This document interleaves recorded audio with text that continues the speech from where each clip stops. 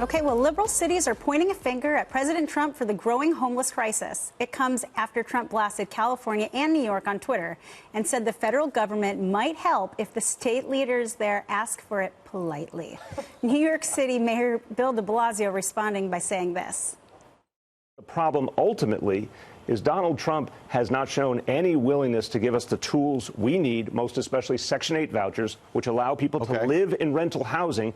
That's the single strongest piece we need from Washington that we're not getting right now. In fact, in the Trump administration, many times you've seen the HUD budget is basically zeroed out. No additional resources to address this. So we will this invite crisis. All right. Well, we know homelessness is directly related to high unemployment rates and drug use. Lawrence, under the Trump administration, we have our lowest unemployment rates, and yet you have liberal mayors and governors decriminalizing drug use, which is what we're seeing in California. So is it really the Trump administration needs to do something, or is it that the local lawmakers need to be doing something? This is a local matter, and I've been to all of these local cities covering it for the channel. It's a big epidemic going in those towns.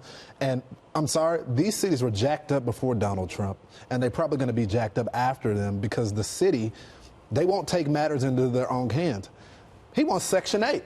I'm sorry, I don't want more Americans on Section 8. It's decimated my community. Many of those people maintain on Section 8 instead of creating an environment where these people can get good paying jobs, stop the crime. You want them to stay in poverty. I'm sorry, that's not a good answer for me. Well, Marie, he makes an excellent point there that they're requesting more Section 8 funding. But really, what is the long-term solution? What is the exit strategy? You can't just put everyone on Section 8.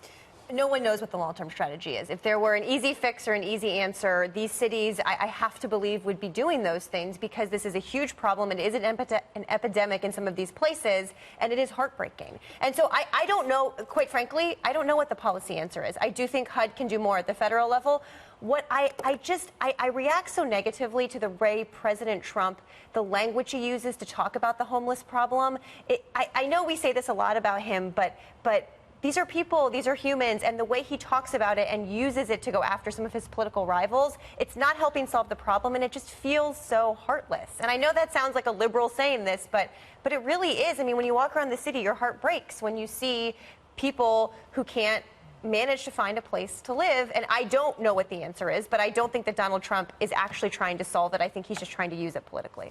Well, I think he has made some measures to solve homelessness in the sense of creating more jobs and making from some more affordable housing. Now, Tom, last year the liberal Ninth Circuit ruled to restrict the ability of cities to actually clear homeless encampments, and that is now making businesses leave these areas. I mean, that can't be good for the long-term stability of these cities. Obviously not good, and that's what President Trump is doing. He's not being heartless. He's teasing mayors like Bill de Blasio who have failed policies. This thing about Section 8 housing, I mean, Lawrence, most Americans hear that and they say, what is this guy governing America's biggest city? How do we have these leaders who have these failed policies? Everyone knows that Section 8 talk is old school. It's bad. It's failed. It doesn't work. Cycle of poverty. Yeah. Well, yes. And, you know, Emily, Marie mentioned that it's about the federal government needs to be doing something, but the federal government is wanting to make tighter immigration control.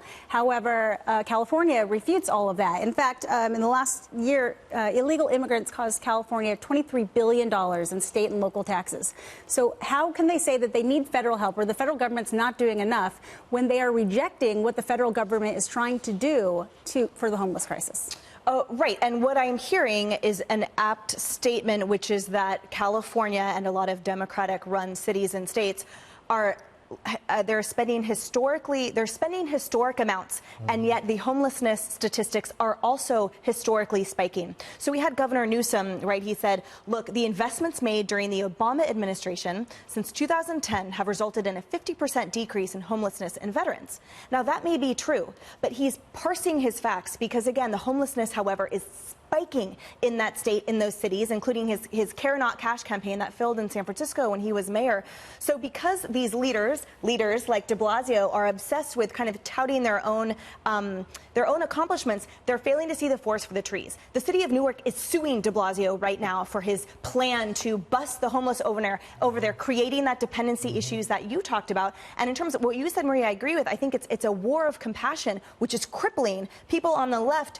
in terms of their approach to this, which is why there's a failure to account for all of those vectors like drug addiction and mental illness and the like. It's not just about unaffordable housing. It's not just about units. It's also just not about jobs. Yeah. It's not just about unemployment. Of course not. That's the point. It's a 12%. huge vector situation. A huge part of the homelessness are either on drugs, addicted to drugs, or mentally ill. So if you're not focusing on those as well, the homeless crisis is a moot point, because you can't just give everyone a job and think that they're going to be functioning members of society. That's just not it. You can't just give them free housing and they're not going to be functioning members of society. We have to really come together, a multifaceted approach, and it's not going to be solved overnight. But I do think that the local governments just have a lot more that needs to be done, and they need to stop saying the federal government needs to step in, or it's Trump's problem, when he actually is doing some reforms to try and make it better.